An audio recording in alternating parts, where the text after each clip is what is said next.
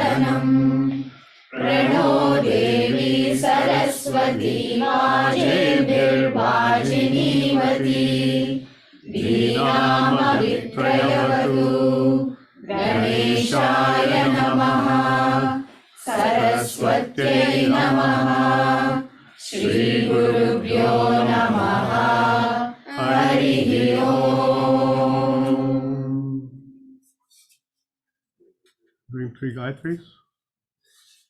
Go ahead. Do 3 Gayatris. Bhurvuvaswaha Tatsaviturvarenyam Bhargo Devasya Dhimahi Dhiyo Yo Nah Prachodayat.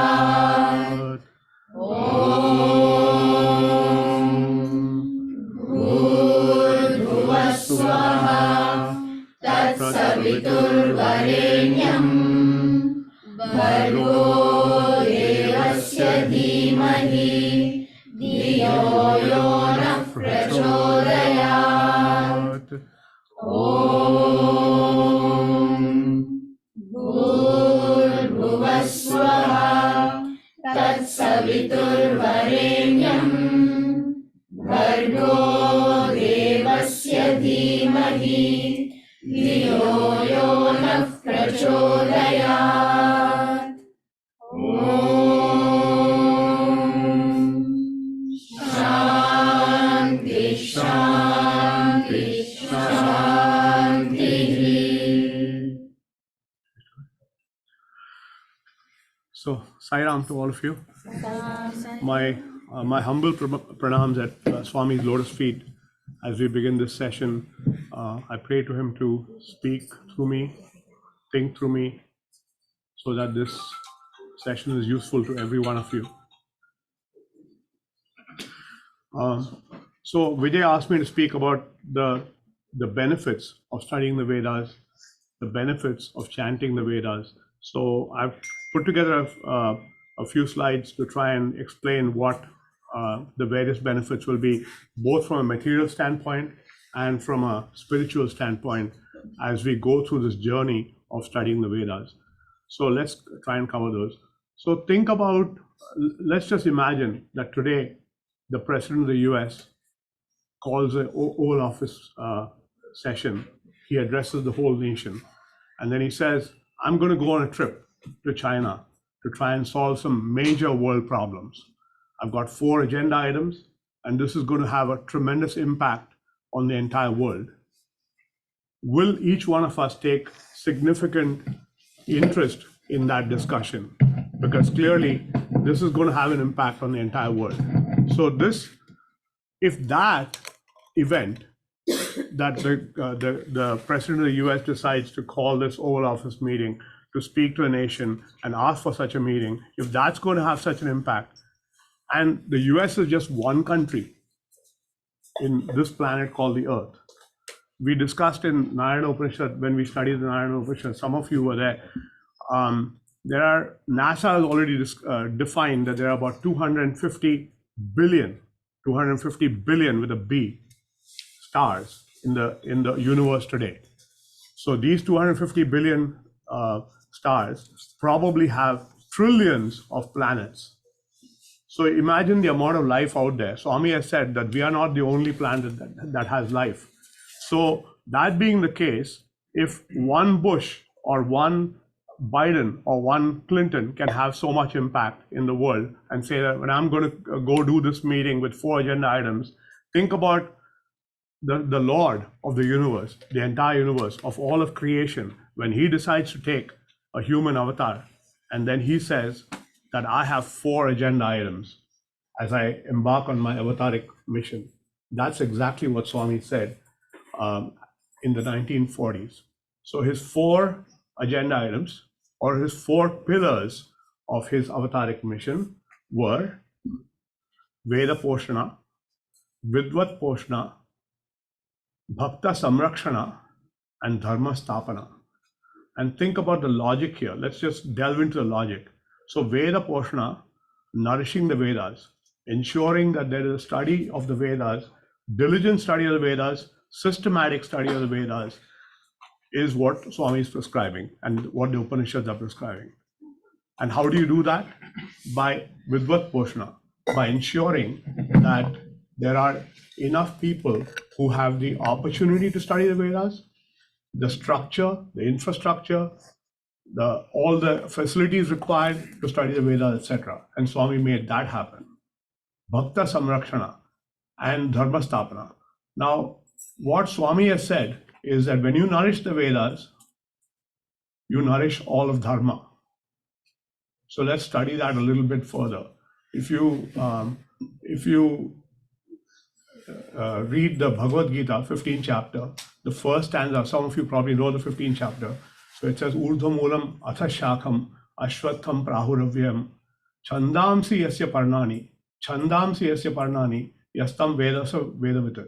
So essentially what it means is, if this creation, if this universe is likened to an ashwatha tree, to a people tree, a banyan tree, those of you who are from India will know the people tree, the banyan tree. If this creation is likened to a people tree or a banyan tree, the roots are above, not below, but above. What does that mean? So the universe is sustained from above. What is above? Brahman, the Lord, the indivisible Lord is above. And that is sustaining the creation. And what is happening in the creation? Urdhva Moolam Atha Shakam Ashwatham Prahuravyam. So the Ashwatha moves in different directions. And we, the human beings, take it in different directions. How? Like 10 years ago, we were very concerned about, various technologies. Today, we are talking about AI. Yesterday, we were talking about blockchain. 100 years ago, we were concerned about the creation of motor car and so on. So as we develop new technologies, as we develop new objects and inventions and so on, we take creation in different ways. And these are the branches of creation that the Lord is talking about in the Bhagavad Gita. And then he says, Chandamsi yasya parnani.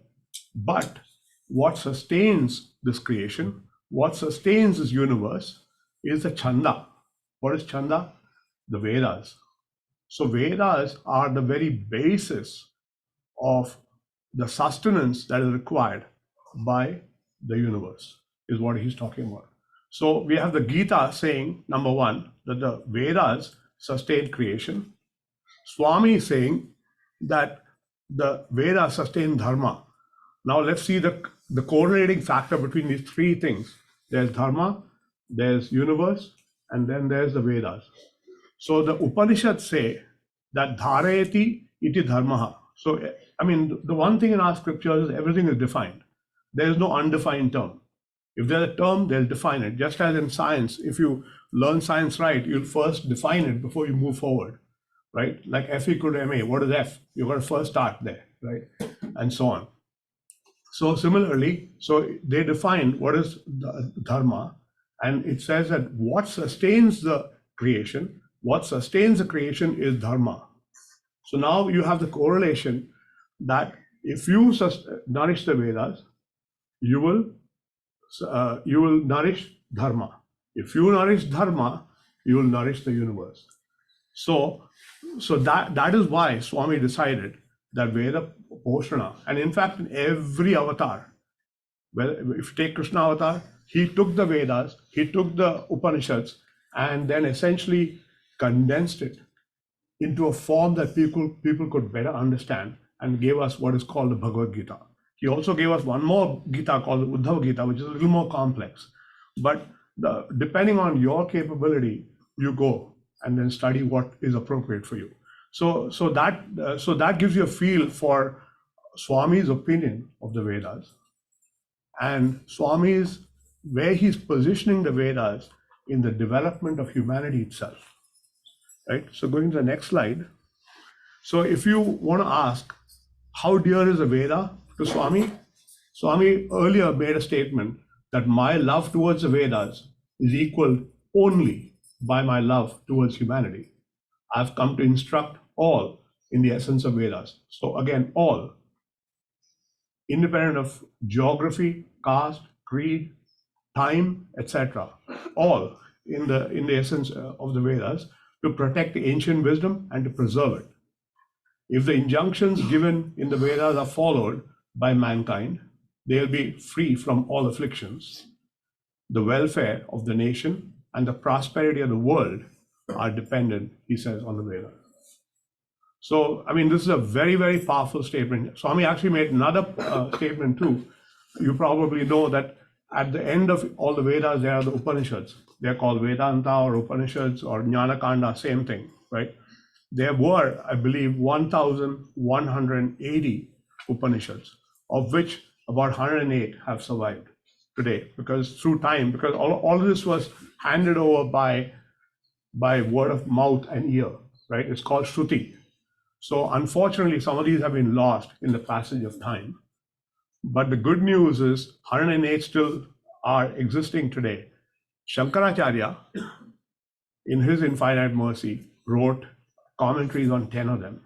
And Swami has said, no less than an avatar has said, that mankind will fall or rise based on the study of those 10 Upanishads. And Swami himself has written Upanishad Vahini, in which he has written small commentaries on all 10 Upanishads, and he has actually written a commentary on an 11th Upanishad as well in that Upanishad Vahini. So that gives you a feel for where Vedas stand, what the importance of Veda is, and what Swami is enjoining upon us in terms of studying the Vedas, right? So now let's look at the content and the structure, what is contained in the Vedas, and how it pertains to us, right? So first, it's important to understand that everything to do with Sanatana Dharma is contained in the Vedas, and in fact, they are the basis. So everything else that you study, the Upanishads, sorry, not the Upanishads, the Puranas, the Itihasas, the Puranas are 18 of them, including the Bhagavatam, Devi Bhagavatam, and various, there are so many different Puranas, 18 of them, Shiva Purana, etc. There's two major Itihasas, Mahabharata and Ramayana, right? And then there is, of course, the Bhagavad Gita. And there are so many other texts that have been written upon it. But all of them are derivatives. And in fact, in our tradition, if something contradicts the Veda, it is not supposed to be appropriate. It has no standing. Just as if you learn physics, it has to stand on top of various universal laws. I can't create my own electromagnetic theory.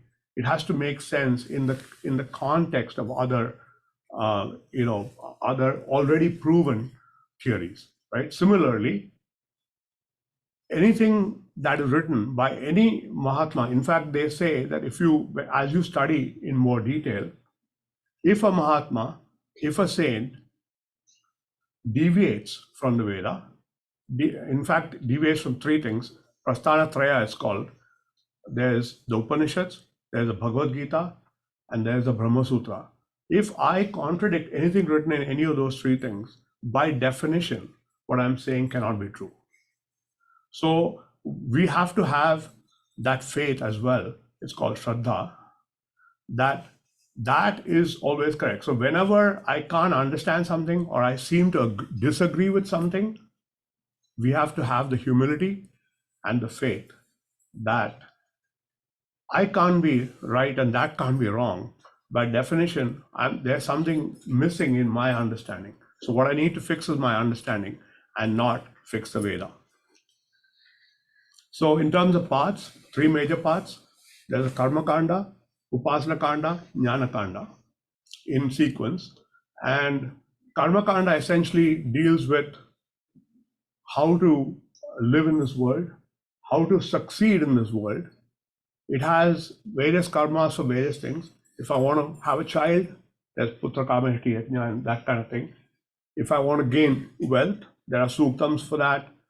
There are also karmas that I can do to achieve greater wealth, greater power, greater influence on people. If I want to become a deva, there's a path to that. If I want to become Indra, if I want to gain overlordship of all the elements of nature, of all the directions, and I want to become Indra, I can actually. There are yajnas, 100 Ashwamedha yajnas, etc. If you do, you can become Indra. You can even become Brahmaji. Up to Brahmaji, that's why when you say Pashupate, he is the lord of all the Pashus. Pashus start from the amoeba, the ant, us, the upper levels, all the way to Brahmaji. Is all included in Pashus, right? So all of us are bound by karma and karma phala. And because we are bound by karma and karma phala, we are all called Pashus. Okay, so that is Karma Kanda. Karma Kanda tells you, you do karma, you'll get the benefit of the karma. So do these karma so as to get this benefit. Essentially, that's what Karma Kanda does. Then you get to Upasana Kanda, which is essentially, once you get there, unfortunately, every karma has a karma phala, but the karma phala is also defined by time. So it has a start date and an end date. And because everything has a start date and end date, I begin to ask the question, is that enough? Okay, suppose I tell, Vijay comes and tells me, he's a rich man, he comes and tells me that he's going to give me $10 million. That's good, right? The unfortunate thing, he then tells me that, well, you have it till 2 o'clock today. After 2 o'clock, I'm going to take it back. So what good is that to me, right? 45 minutes is all I get. So unfortunately, everything that we have is like that. We have it for a short amount of time, whether it's a job or the people around us or the money around us, everything is bound by time. And that being the case, the Upasana Kanda begins to tell you, why not look for something more permanent?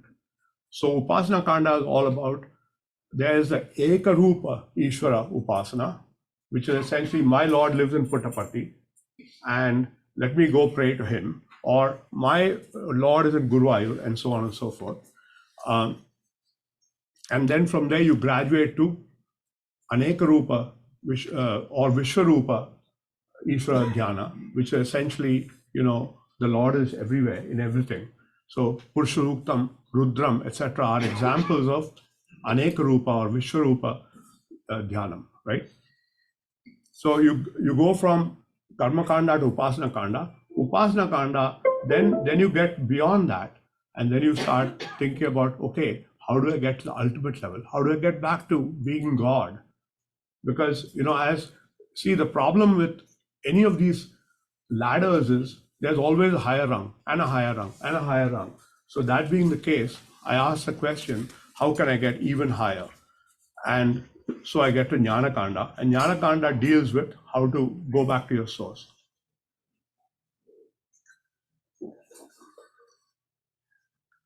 So another way to look at it is, the masters say that Sanatana Dharma, the Vedas deal with exactly 2 topics. The first part of the Veda talks about dharma. Dharma, adharma vichara is what it's called. And the second part talks about Brahman, or the Lord himself, right? So dharma by definition doesn't change in time. Does ahimsa change from 2000 BC to now? It doesn't. Does satya change from 2000 BC to now? It does not. Does shanti change from 2000 BC to now? It does not, and so on. So dharma does not change. What about Brahman? By definition, it is trikala apyastu tishtati. So therefore, if it does not exist in all periods of time, I mean, every one of these suktam, whether it's Purusha Suktam or Narayana Suktam or Narayana Upanishad, etc., will tell you that the Lord is unchanging in time. In fact, that's a very definition of Atma or Brahman. So that being the case, if the two parts of Vedas are unchanging, if Dharma is unchanging, and that's the first part, and if Brahman is unchanging, that's the second part. If both parts of the Veda are unchanging and eternal, then the Veda is eternal. And that is why we are called Sanatana Dharma, that which is unchanging. That the whole reason why our scriptures and our tradition is called Sanatana Dharma. Hinduism was a much later term. The initial term was Sanatana Dharma, is because that which is unchanging in time, that which is eternal, that which is,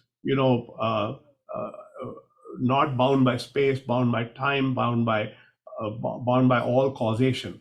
Because there are three things in creation: there's time, there's space, and there's causation. If nothing affects it, that is beyond creation, and that is what the Veda speaks about. So again, in summary, what the Veda is just a user manual for the entire universe, everything that you need to know about creation, and then provides the knowledge to live fulfillingly, successfully in this world. And then the second part of it tells you how you can achieve God himself. So moving on to the next slide. Actually, go to the next slide beyond that. MBA. So Swami always used to say that man is not one but three. Have you heard that? Heard him say that? You're not one but three. The one that you think you are, the one that others think you are, and the one that you really are. So let's try and understand that a little further. So what Swami is saying there is, if you ask me, I come to the center for the first time and you ask me, who are you? Introduce yourself. So I'll say, well, I'm from India. I came to the US in the early 90s. I live in Plano. I've got 2 children. They're both in college, etc., etc. Now notice each statement. I was born in India. What was born in India? My body was born in India. I came to the US in the 90s. What came to the US in the 90s? My body came to the US in the 90s. My mind could have come 10 years before that. Mind can come anytime. I can go to India right now with my mind, right? So I have 2 children. The body has 2 children. The relationships that we talk about in the world are all with the body. So there, Swami is talking about the body, right? So that is why he says that when I think of myself, typically I think of my body. That's essentially what Swami calls Dehatma Buddhi, right? So second, others think who you are. If I ask Srinathji, tell me about Vijay. I've heard a good thing about Vijay, tell me. So he'll say, oh, Vijay is a really nice person. He's got a great character. He's extremely learned. He chants the Vedam nicely, etc. Now notice all those attributes were attributes of the mind for the most part. So when we speak about others, it's typically about the mind attributes. Now mind is a little broader term, which we will explain in just a minute, but think about that. So, and then ultimately, neither of those 2 examples did I talk about I did not, when you asked me who are you, I did not say, oh, I'm the indivisible Atma, and so are you, and we are all one. But it just so happens that I'm wearing this body, and I'm using my mind as an instrument, which is the real truth. What Swami is saying is, and what the Upanishad is saying is, and what the Bhagavad Gita is saying is, in reality, you are the Atma, and you just happen to be borrowing a body from the 5 elements, such as the earth, etc., for a period of time, a start date and an end date, after which you'll return the elements back to the earth and you'll walk away. And you're using the mind as an instrument from time to time. When you sleep, you don't use the mind, and so on and so forth. So in reality, you're not the body, you're not the mind, but you attribute yourself to the mind, you identify yourself with the mind, and therein lies all the problems. Okay? So so we talked about that. One more quick thought about the mind. When Swami talks about the mind, there's really 4 elements to it, right? There's manaha, buddhi, chitta, ahankara. You must have heard that, Nirvan Shatkam, mano buddhi ahankara chitta ninaham. So that's what Shankaracharya is talking about. Mana, buddhi, chitta, ahankara. So what are they? Mana, the transactional mind. Buddhi, so in Sanskrit, mana, sankalpa, vikalpatmika manaha or samshayatmika manaha. Buddhi, nischayatmika buddhi, that which helps you decide appropriately is the buddhi. There's the chitta, which is a memory bank, right? Which deals with both storing the memory and recalling from the memory. 2 different functions. Why are they 2 different functions? Everything gets stored, but not everything can be recalled. For example, if I ask you, what's your name? You'll readily tell me what your name is. Quickly recall it, right? But if I ask you a different question, what color shirt were you wearing on March 13th of 2017? You can't recall it, but you were wearing a shirt, right? But you just don't remember what color shirt it was that you were wearing. So that's an example of recall is lacking, but memory is there, right? Okay, so then we come to ahankara. Ahankara is avidya, which is essentially, okay, so there's a misunderstanding. The ahankara is ego. As ahankara is ego. However, the English connotation of ego is, oh, this guy has got a big ego, which means he's very proud of himself, he's arrogant, etc. That is not what we are talking about here. We are talking about simply misunderstanding who you are. If you understand yourself to be the body, if you understand yourself to be the mind, that is ahankara. If you understand yourself to be not the body and the mind, but the Atma, and you begin to understand that the body is just an instrument that has been given to you, as is the mind, then you go beyond that understanding and then you start living on a different plane, and that's what the Veda is exhorting you to do. Okay. So then I'm going to go to the previous slide. Okay, so here, so first I want to state what the benefits are, because as Arjuna goes on saying throughout the Bhagavad Gita, this is all great, but how is it going to benefit me? And you should be asking, how is it going to benefit me? Why should I chant the Vedas? Why should I do contemplation? Why should I do nishkama, karma, and so on and so forth? So the benefits as stated are, first, increased antakarana shuddhi. Second, clarity of mind and thought, sharpened intellect, improved memory and improved recall, heightened focus and ability to concentrate, greater intuition. So these are the things. And clearly, each of these are required for us to succeed, regardless of whether you're a programmer or an architect or a student or a sports person or a politician or a leader or whatever the case might be, CEO of a company. You need all of these things to succeed. Now, let me give you a couple of, just as an example, let's look at this to understand this better. Let's assume for a minute that Vijay decides to do an MBA. He decides that, look, for the furtherance of my career, I want to go do an MBA. And oh, by the way, I want to do a Ivy League MBA. I want to go to either Harvard or Wharton. That's my goal. And let's assume, just for the purpose of this discussion, that we need to do not one GMAT, but 2 GMATs, right? So one GMAT is going to be administered in the exam hall under controlled circumstances. The other GMAT for this discussion is going to be administered in a ball stadium, right? During Super Bowl, let's say, right? So there's noise going on, people are throwing things, screaming, cheering, booing, all of that is going on, and the game is going on, ads are going on, and Vijay is also doing his GMAT there. So the 2 tests were done, test 1 and test 2. Which test do you think he will fare better in? Super Bowl one. Everybody believe that?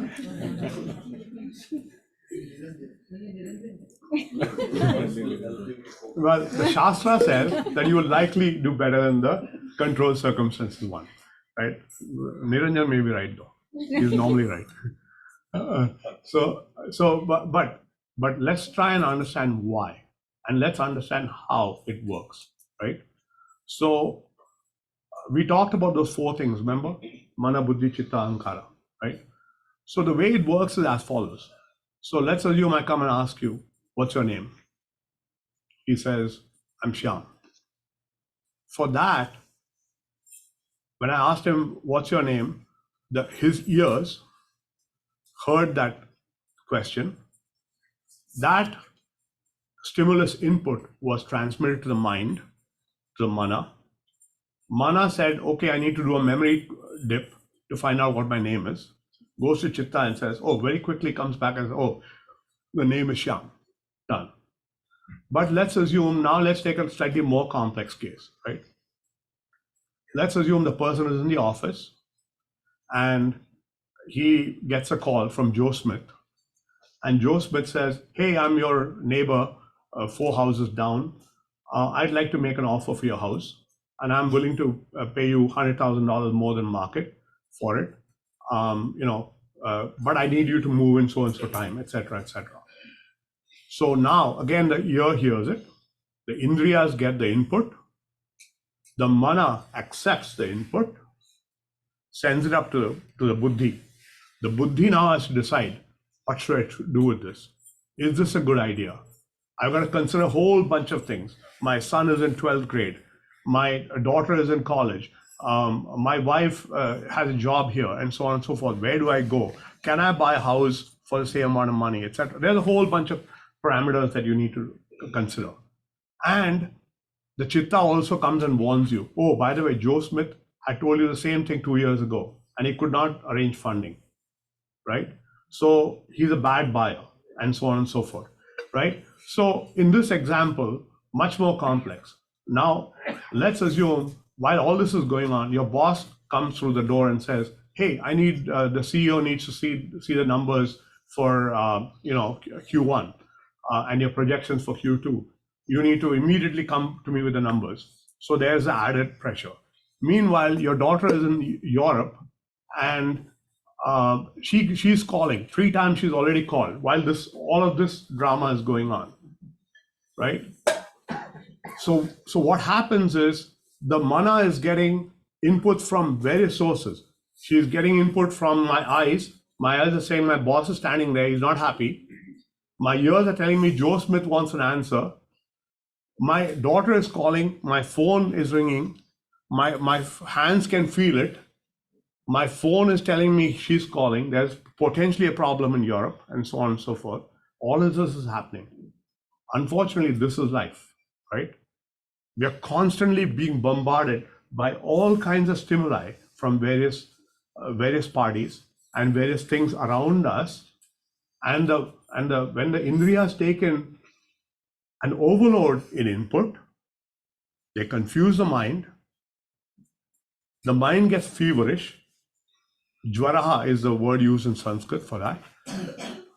Vigara jwaraha is how you're supposed to act without feverishness. And the intellect also sometimes gets confused. The chitta doesn't know how to give you all the answers required. And that is what happens in the real world. And that is what happened in Vijay's second test, when he had all these inputs coming in while he was also trying to solve the GMAT problems. So the question is, how does it relate to us and Vedic study? So what Vedic study does, what Vedam chanting does, is it quietens the mind. It gives you better capability to control your indriyas. It gives you better capability to control your mind. There are 2 terms used in Vedanta. One is called Dhamma, which is Indriya Nigraha, or control of the Indriyas. And there's Shama, which is a control of the mind. When you can control the Indriyas better, when you can control the mind better, you can function better. And when you have less clutter, I mean, it's like this. If I had a table with 1,000 things lying on it, and then you suddenly come through the door and ask me, hey, give me so-and-so paper, I'm not going to be able to find it easily. On the other hand, if I had less clutter, I'd be able to find the paper more easily. Similarly, mind clutter is no different from table clutter, right? So what Vedic chanting does for you is it allows you to better control your senses, allows you to better control your mind, allows you to think clearer, allows the pathways into and out of chitta to function better. And that enables you to gain better antakarana shuddhi, which is better for material progress as well as spiritual progress. It allows you with clarity of mind and thought, extremely important for success, as you all know. Sharpened intellect, extremely required, whether you're a student or a sports person or whatever the case might be. Improved memory and recall. All of us need to use our memory and recall throughout our lives. That's very important. Heightened focus and concentration. I'm running out of time, aren't I? So, and greater intuition. I'll talk about greater intuition really quickly. Anybody know what intuition is? Everybody know what intuition is? Okay, so intuition is the ability to not necessarily have all the data, but still come up with the right answer. Quick example. Normally when a company is acquired, if Satish Natarajan's company tomorrow, somebody comes and makes an offer to acquire the company, more often than not, that whole process will take maybe 12 months, definitely 8, 9, 10 months, right? I mean, they'll send deal teams in, there'll be investment bankers talking first, then there'll be deal teams who will look at all kinds of data and projections, etc. And finally, there'll be an offer made, and the offer will be negotiated. And then by the time, unfortunately, the market would have changed, the market trends would have changed. That's a whole different problem. So that's what normally happens. Now think about how Warren Buffett, everybody heard about Warren Buffett? Okay. Warren Buffett, one of the greatest investors in history, one of the richest men for the last 40 years or something like that. And supposed to be a great businessman, a great investor. How does he do acquisitions? He will, if somebody comes to him and says he wants to be acquired, he will go meet with him over lunch or dinner. The lunch meeting could take 2 hours. In those 2 hours, he'll listen to the proposition, he'll make a decision, and overnight, he'll buy the company. Overnight, he bought many, many different assets during 2008 and the crisis. You probably know that, which probably resulted in well over a couple of $100 billion of profits to the shareholders of Berkshire Hathaway. Now, what's the difference between the way Warren Buffett does it and the normal guys do it? It's all about intuition. He's able to see beyond the data. This is the same thing when a genius batsman is a genius because he can anticipate what the bowler is going to do. And a genius bowler is a genius because he can anticipate what the batsman might do or cannot do.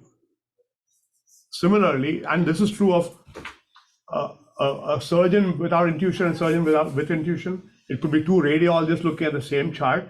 It could be two, if you've heard about technical analysts on Wall Street, when they look at the same charts, they will come up with completely different outputs because of intuition.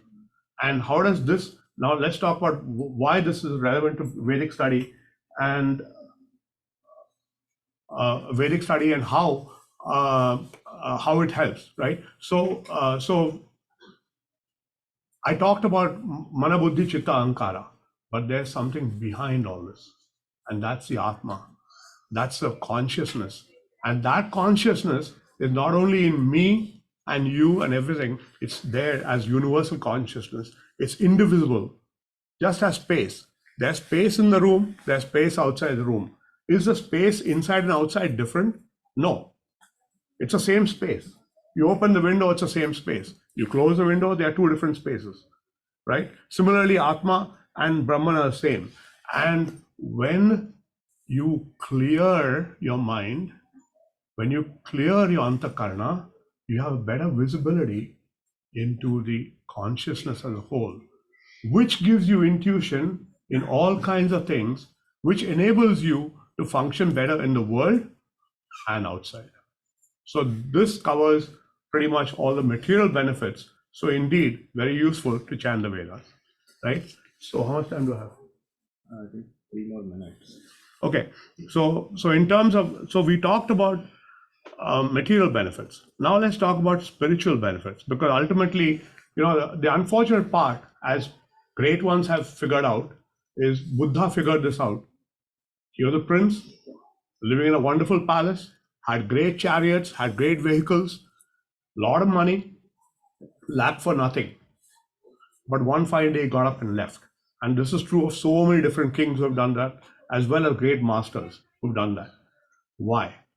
Because they figured out that that's all great, but guess what? My body itself is not going to be around. I mean, even if I have $10 million, that at most will last with me for this lifetime. I can't carry it with me. The people in my life are going to come and go. Some people will die before me, or I'll die before them. And the possessions. I mean, as I get out of the parking lot, a truck can come hit me, and that's the end of that. Totals my car. And so I'm proud of my car. It's a $100,000 car, but guess what? It gets hit by a truck, and that's the end of that car. And so this is true of every one of our possessions. It's true of every one of our concepts. It's true of every one of the companies that we know. No 10 companies are common to the S&P 500 top 10 in any 10-year span. So the top 10 today will not be the top 10 30 years from now. It just changes. The top tennis player today will not be the top tennis player 20 years from now. You can be sure about that. The top swimmer today will not be the top swimmer 20 years from now, and so on. So knowing that, the Upanishad says, why not go and look for something more permanent? Why go after happiness and peace, which will last you minutes, hours, or days? Why not go further? So that is what the spiritual journey is about. I'll say one last thing and leave. So Swami says the definition of man. Swami gave a definition of man. Anybody heard it before? So he said M-A-N is man. He said Maya, remove, is M. A is Atma, see. N is Nirvana, attain. This is exactly in consonance with what the Upanishad says. The Upanishad says, if you have lived your life and if you die without achieving Nirvana in this life, without achieving Mukti in this life, then you've wasted your life, regardless of what you have achieved in this life. So Swami says the same thing. The definition of man is Maya, remove. A is Atma, see. And N is Nirvana, attain. And what does Purushoktam say? Vedaham etam Purusham Mahantam Aditya Varnam Tamasa Parastat, right? The moment you cross tamas, the moment you cross ignorance, you can see the Lord. Now, what is ignorance? But you have to understand each of these terms. What is Maya? You have to get past the 3 gunas, the 3 kalas, the 3 dehas, and so on and so forth, which is why he's called Tripurantaka, the Tripura, right? The 3 cities in which all these 3 are there. So if you can get past the 3 with the help of Tripurantaka, then you can see the Atma, which will enable you to achieve Mukti. And Mukti is not something that you attain after life, or after you die, you go to some great heaven, and it's a grand place where you can get Mukti. Mukti is what you're supposed to get right here, while you're doing your job, while you continue to be a programmer or analyst or whatever else you do, right? You, just as Kabir was a weaver, Gorakumar was a potter, and so on and so forth.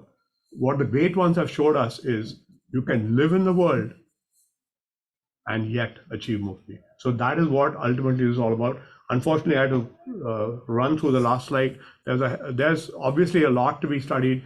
I mean, if you go to the 12th chapter of Bhagavad Gita, it goes through the entire sadhana path. All of what is contained in the Veda is contained in the 19 slokas of the 12th chapter of Bhagavad Gita, where the Lord talks about how one can, go through the 5 steps. There's 2 steps of karma yoga. There's 2 steps of upasana yoga, and then finally jnana yoga. The 5 steps. If you look at the 12th chapter of the Bhagavad Gita, between stanza number 11 and 25, he's talking about what is the Atma. He gives 7 attributes for the Atma, and you need to understand that. What is Maya has to be understood, and as you gain that understanding, you can begin to benefit. And lastly, so in terms of what we can all do is chanting the Vedas is good, diligent, disciplined. Chanting will help.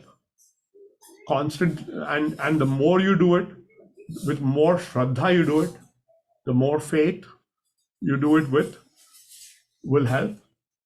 And the more discipline that you enforce upon it, like any other thing. I mean, you want to become a good tennis star, you got to put a lot of hard work into it, right? It's a lot of disciplined effort. So this is no different, right? So that's the first thing. The second thing is try to learn the meanings of what you're chanting. Only then will you truly enjoy what you're doing. Only then will you truly, light bulbs will go all over you. I mean, even today, 20 years later, light bulbs go on when I chant the same suktam, and I begin to understand, oh, this is also what is meant by the Rishi. And it's not enough to know the literal meaning, because unfortunately in the scriptures, well, it's not unfortunate. It's not a bug, it's a feature. The same word can have many different meanings in the same namakam as well as in different namakams. So you have to understand what the Rishi is intending. So what does Pashupate mean? What does Tripurantaka mean? Otherwise, it just conjures up. These are all metaphorical images of the Purusha being tied up in Purusha Suktam, or of the Rudra, being also in the person who's walking around at night, beheading people, in the 3rd Anuvaka, which by the way is written by the Lord himself. He is a Rishi of that particular Anuvaka. So it is not enough to know the literal meaning. It is important to know what the Rishi is trying to say. And that will open up to you. Every meaning that you know will open up 2 more meanings. And that has been my experience. So I wish you the best. And I hope this has been useful to you.